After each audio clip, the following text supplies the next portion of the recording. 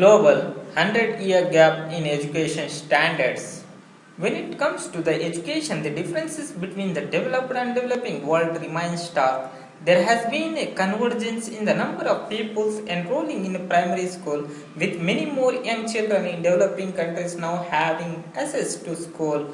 But when it comes to average level of attainment, how much children have learned, how long they have spent in school, there remains a massive gap. When it is shown as an average number of years in schools and levels of achievement, the developing world is about 100 years behind developed countries.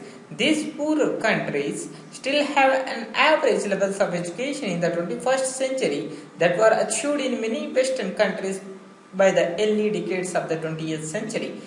If we continue with the current approach to global education, this century wide will continue into the future.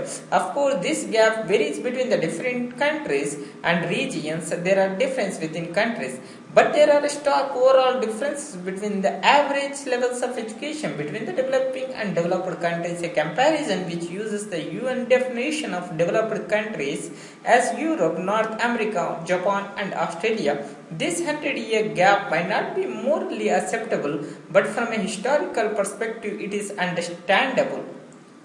The idea that all young people, not just those in the elite, should have an opportunity to be educated had spread across Europe and North America by the middle of 19th century. It was only a century later, spurred on by the 1948 Universal Declaration of Human Rights, that mass schooling spread across the developing world. It meant there was a 100-year gap there from the outset. Within the last 50 years, the pace of the program enrolling children in primary school has been much faster, resulting in 90% of the world's children enrolled in primary school. However, when looking beyond the primary enrollment at attainment and learning, the idea of global convergence vanishes.